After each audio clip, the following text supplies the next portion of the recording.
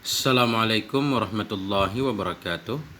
Bismillahirrahmanirrahim. Alhamdulillahirabbil alamin wassalatu wassalamu ala sayyidina wa nabiyyina Muhammadin wa ala alihi wa sahbihi ajma'in. Amma ba'du. Teman dan sahabat semuanya dimanapun berada, semoga semuanya senantiasa dalam lindungan Allah, dalam keadaan sehat walafiat. Kita lanjutkan belajar membaca kitab Tazhib Mau'izatil Mu'minin min Ihya'i Ulumiddin. Alhamdulillah sudah di halaman 53. Nah, ini judulnya Adabul Hammam. Adab-adab di pemandian. Hammam ini kamar mandi arti dasarnya. Tempat mandi. Cuma tempat mandi itu ada yang milik pribadi di rumah masing-masing. Ada juga yang tempat mandi umum seperti di pasar atau di luaran ada tempat mandi pemandian. Jadi zaman dulu itu orang jarang, apalagi di Arab itu jarang banget orang memiliki kamar mandi, tempat mandi di rumah. Mandinya di luar, ada yang di sungai kadang, atau ada tempat mandi khusus yang dibangun. Ini ada adab-adabnya. Sekitar abad ke-19 orang baru ada kamar mandi di rumah. Itu menurut sejarah. La ba'sa bidukhulil hammam. Tidak mengapa dengan memasuki hammam, tempat pemandian. Kenapa? Karena di masa Rasulullah juga sudah ada prakteknya. Dakhala ashabu Rasulillah sallallahu alaihi wasallam hammamati Syami. Telah memasuki oleh sahabat-sahabat Rasulullah sallallahu alaihi wasallam akan pemandian-pemandian di Syam.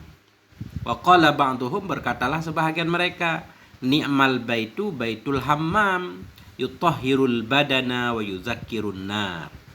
Sebaik-baik rumah, sebaik-baik bait, sebaik-baik ruang itu baitul hammam, ruang pemandian. Yutahhirul badan, menyucikan ia akan badan, wa yuzakkirun nar, dan mengingatkan ia akan neraka. Nah, ini kata sebahagian, ini menunjukkan tentang faedah dari pemandian umum itu. Nah, katanya bisa membersihkan badan, kita bisa mandi juga bisa mengingatkan neraka. Dalam arti tempat pemandian dulu mereka menyediakan air panas. Air panas. Jadi air panas itu ada yang memang dari sumber dari bawah gunung dialirkan. Ada yang juga air panas itu memang dimasak ada. Ini alasannya bisa mengingatkan neraka karena panasnya. Ruwiya zalika an Abi Darda wa Abi Ayyubil Ansari radhiyallahu anhuma. Diriwayatkan akan demikian dari Abi Darda dan dari Abi Ayyub Al-Ansari radhiyallahu anhuma. Jadi diriwayatkan akan demikian semacam ucapan ini. Sebaik-baik ruang itu ruang pemandian, bisa menyucikan badan dan mengingatkan neraka. Wa qala ba'duhum, berkatalah oleh sebahagian mereka. Ada sebahagian lagi menyatakan, bi'sal baitu baitul hammam. Seburuk-buruk ruang itu ruang pemandian. Yubdil aurata, memperlihatkan ia akan aurat, wa yuzhibul haya, menghilangkan ia akan rasa malu. Nah, ini menunjukkan tentang cacat atau kekurangan-kekurangan yang ada, bahaya-bahaya yang ada dalam pemandian umum. Dia bisa memperlihatkan aurat, banyak orang juga buka aurat di situ, menghilangkan rasa malu. Seperti misalkan kita mandi di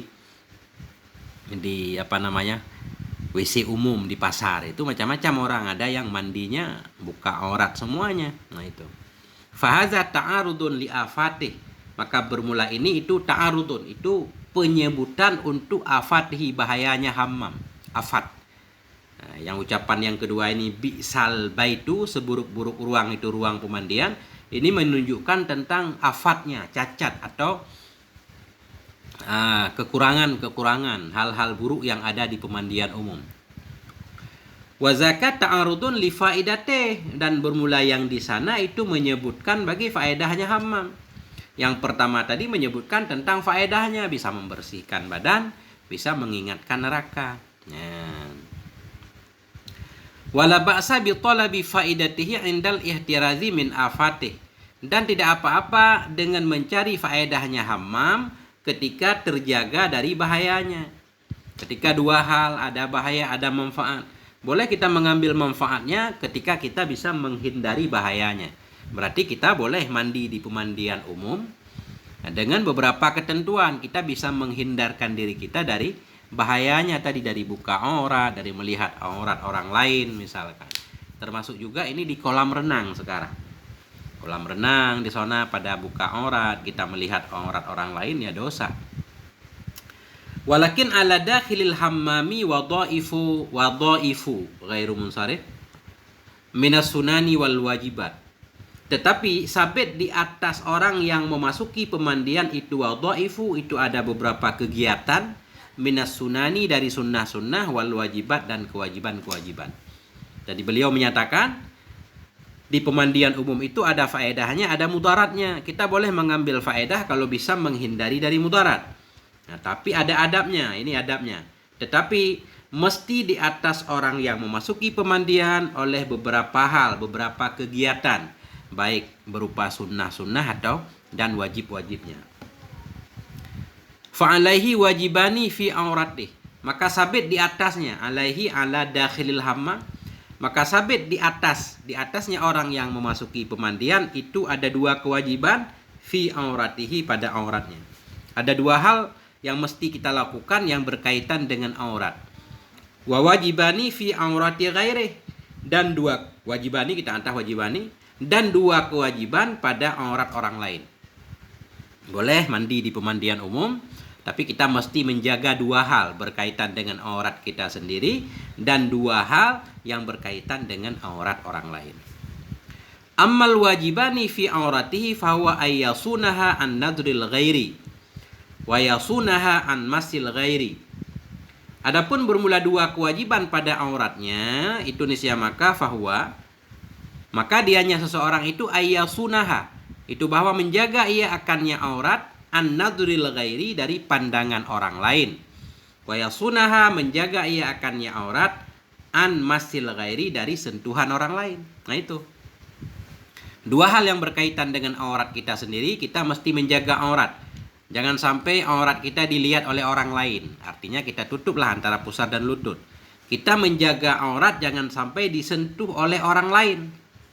Siapa orang lain yang menyentuh? Biasanya di pemandian umum kalau dulu itu ada namanya apa ya namanya? Tukang gosok-gosok itu, tukang pembersih daki. Ada khusus itu. Jadi jangan sampai tukang pembersih daki ketika kita menggunakan jasanya, dia menyentuh aurat kita. Dia boleh menggosok kita di bagian yang bukan aurat, itu maksudnya. Nah, dua kewajiban yang berkaitan dengan aurat kita sendiri, kita jaga jangan sampai dilihat orang lain, jangan sampai disentuh oleh orang lain. Fala yata'ata amraha wa izalata wasakhiha illa biyadih. Maka tidak melakukan ia amraha, akan perkaranya aurat. Wa izalata wasakhiha, maka tidak melakukan ia akan menghilangkan daki-dakinya aurat, illa biyadih, kecuali dengan tangannya. Ketika kita berada di pemandian umum, urusan yang berkaitan dengan aurat, menghilangkan dakinya kita lakukan dengan tangan sendiri. Adapun bagian yang bukan aurat seperti punggung misalkan, boleh, itu kita minta tukang gosok untuk menggosoknya. Wa yamna'ud dallaka mim masil fakhdi wa ma baina surrati ilal anah. Wa yamna'u, dan menghalangi ia, melarang ia akan dallak, ini dallak tukang pembersih daki. Wa yamna'u, menghalangi ia akan dallak, dari menyentuh paha dan ma yang ada ia antara pusar hingga anat, hingga kemaluan. Nah itu, ketika kita masuk pemandian berarti mandi, jaga aurat. Urusan membersihkan daki di bagian aurat kita lakukan sendiri. Kita larang tukang pembersih daki itu untuk memegang paha kita dan apa yang ada di antara pusar hingga kemaluan. Itu kalau di luar aurat boleh. Karena aurat sesuatu yang haram dilihat, haram disentuh. Wal wajibani fi auratil ghairi ayyaghudda basara nafsihi anha. Bermula dua kewajiban pada aurat selain ayyaghudda, itu bahwa memejamkan ia basara nafsihi, akan pandangan dirinya, anha, darinya aurat. Wa ayyanhiya an kashfiha, dan bahwa melarang ia dari membukanya aurat. Dua kewajiban yang berkaitan dengan aurat orang lain. Yang pertama, kita menjaga pandangan, jangan melihat aurat orang lain, dan kita melarang karena buka aurat itu kemungkaran. Kemungkaran itu mesti kita cegah, kita larang, kita bilangin bahwa membuka aurat itu nggak boleh. Nah, kenapa harus melarang orang lain dari membuka auratnya? Li'anna nahya 'anil kashfi wajibun. Karena sungguh melarang dari membuka aurat itu wajib. Wa alaihi dzikru dzalik wa laisa alaihi al-qabul. Dan sabit di atasnya seseorang yang masuk kamar mandi itu dzikru dzalik, menyebutkan demikian, menyebutkan tentang aurat nggak boleh dibuka. Wa laisa alaihi al-qabul, dan tidaklah di atasnya itu menerima. Jadi urusan orang menerima atau tidak itu bukan urusan kita. Tugas kita menyatakan bahwa nggak boleh buka aurat karena di sini banyak orang. Nah, itulah antara lain adab masuk kamar mandi yang wajib kita lakukan. Dua yang berkaitan dengan aurat kita sendiri, jangan dilihat oleh orang lain, jangan disentuh oleh orang lain. Dua yang berkaitan dengan aurat orang lain, jangan melihat aurat orang lain. Kalau ada yang buka aurat, kita harus nahi mungkar, karena nahi mungkar itu wajib. Wa amma sunanu faminhan niyah. Adapun bermula sunnah-sunnah itu nisya maka faminha, maka sebahagian darinya sunan itu niat. Ada beberapa sunnah yang mesti kita lakukan ketika kita masuk pemandian umum. Yang pertama, niatnya harus benar. Wa huwa alla yadkhula li ajili dunya wala abisan li ajli hawa bal yaqsudu bihi tanaddufal mahbuba tazayyunan lis-shalah. Wa huwa, dan dianya seseorang itu alla yadkhula, bahwa tidak masuk ia li ajili dunya, karena ajil dunia, karena segera dunia, karena manfaat dunia maksudnya. Jadi kita tidak masuk kamar mandi karena tujuan duniawi. Ini luar biasa kalau kita Imam Ghazali. Wala abisan. Nah, tidak masuk ia akannya pemandian tadi abisan, hal karena dia itu yang main-main li ajli hawa, karena hawa nafsu. Nah, jadi jangan sampai niat masuk kamar mandi ya untuk menikmati air hangat, atau untuk bahkan mau melihat-lihat aurat orang lain segala macam. Jangan seperti itu mengikuti hawa nafsu. Bal yaqsudu bihi tanaddufal mahbuba, tetapi bermaksud ia dengannya masuk hamam akan membersihkan diri, akan membersihkan yang memang dianjurkan, tazayyunan lis-shalah, untuk menghiasi dirinya bagi sholat. Jadi tujuan masuk pemandian umum tadi pengen mandi, membersihkan badan supaya sholatnya lebih khusyuk, nanti lebih damai. Nah itu luar biasa, ini semua harus ada niat. Innamal a'malu binniyat.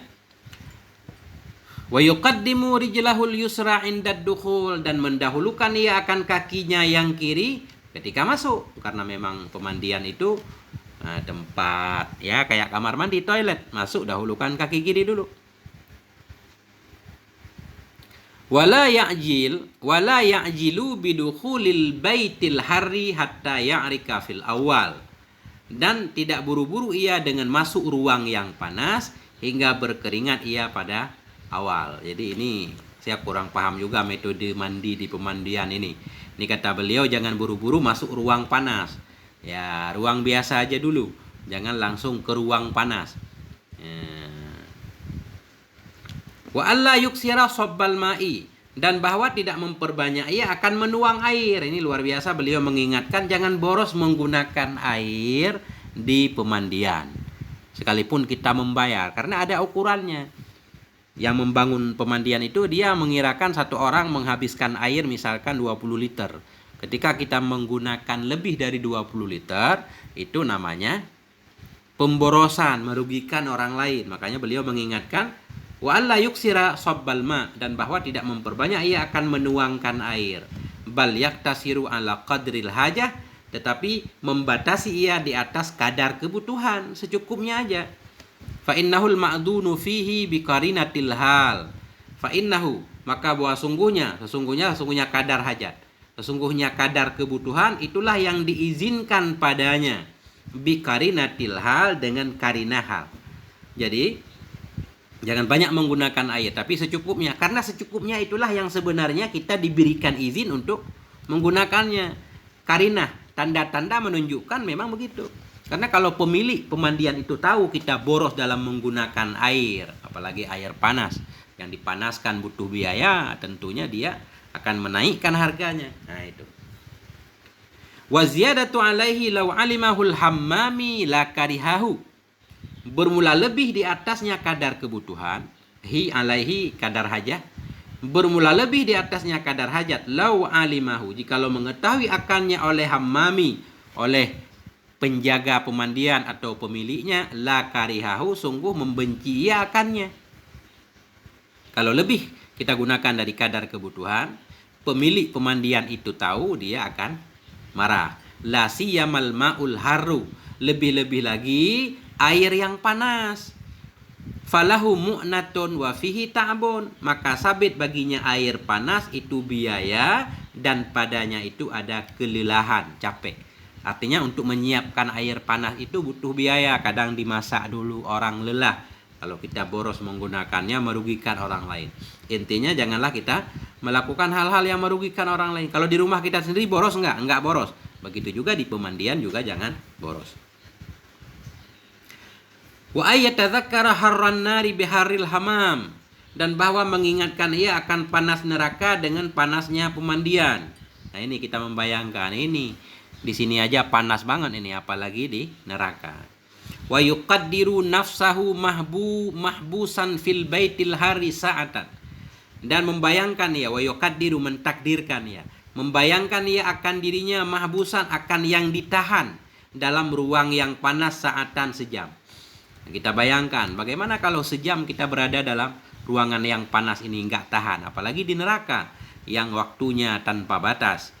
Wa yaqisuhu ila jahannam, dan mengkias ia, menganalogikan ia, membandingkan ia akannya panas tadi, ila jahannam, kepada neraka jahannam. Fa innahu ashbahu baitin bi jahannam, karena bahwa sungguhnya hamam itu ashbahu baitin, itu ruang yang paling menyerupai neraka. Ini pemandian zaman dulu, mungkin airnya benar-benar panas kali, sehingga terbayang seperti neraka. Nah, kata beliau di sini, fa innahu, maka sesungguhnya hamam itu ashbahu baitin, yang paling menyerupai dari ruang dengan Jahannam, menyerupai ruang dalam neraka. An-naru min tahtu wa dhulamu min fauku. Ya, bermula api itu dari atas, dan bermula kegelapan itu dari bawah, dan bermula kegelapan itu dari atas. Min fauku, karena nggak ada mudhaf ilaihnya, min tahtu. Jadi api di bawah, mungkin api untuk memanaskan air, kegelapan dari atas. Enggak tahu, kita kebayang bagaimana pemandian zaman dulu, ada gelapnya di atas. Nah, kalau pemandian sekarang ya biasa seperti di rumah. Bahkan sekarang tentunya ada ruang masing-masing, aurat terjaga, kecuali di kolam renang. Nah itu baru bahaya. Na'udzubillahi min dzalik, kita berlindung kepada Allah dari demikian. Wala ba'sa bi ayyusafihad dakhila wa yaqulu afakallah. Dan tidak apa-apa dengan bahwa menyalami ia, akan orang yang masuk. Wa yaqula, dan bahwa berkata ia, afakallah, semoga menjaga akan engkau oleh Allah. Jadi kalau kita berada di pemandian, ada orang yang masuk, ya boleh aja kita salaman, kemudian kita mengatakan semoga Anda dijaga oleh Allah. Wala ba'sa bi ayyadullakahu ghairuhu, dan tidak mengapa dengan bahwa menggosok akannya oleh selainnya. Nah, kita digosok oleh orang lain, digosok punggung, yang penting jangan digosok aurat. Ya, boleh, nggak apa-apa. Kemudian ghamaza, apa arti ghamaza?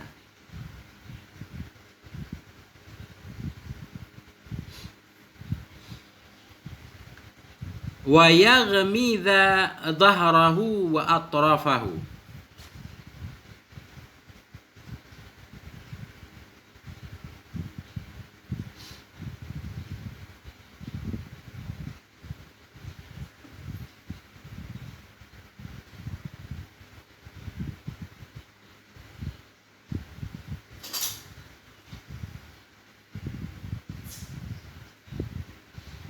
Ghamaza mencela, ini apa artinya? Ada arti yang lain?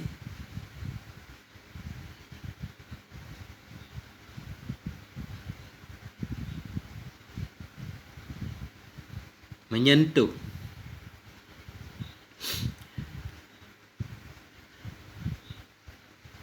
Menyentuh. Wala ba'sa bi ayyadullakahu.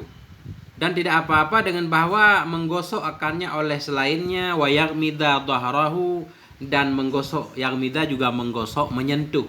Menyentuh ianya orang lain, dhahrahu akan punggungnya, wa atrafahu dan akan ujung-ujungnya. Ujung-ujungnya, ujung kaki, ujung tangan boleh digosok oleh orang lain. Ya. Summa mahma faragha minal hammam syakarallah azza wa jalla ala hadhihi ni'mah.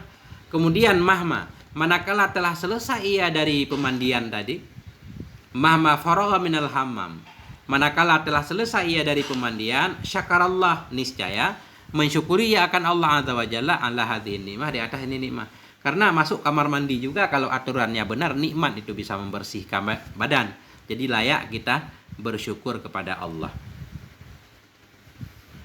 Wa yukrahu tibban sabbul ma'il baridi 'ala ra'si 'indal khuruji. Wa yukrahu, dan dimakruhkan tibban, nisbah kesehatan. Dimakruhkan secara kesehatan, sabbul ma, akan menuangkan air dingin 'ala ra'si, di atas kepala, 'indal khuruj, ketika keluar. Ketika selesai mandi, pas mau keluar, mungkin ada disiapkan air dingin di situ. Jadi secara kesehatan kata beliau makruh menuangkan air dingin di atas kepala. Bisa membuat pilek barangkali.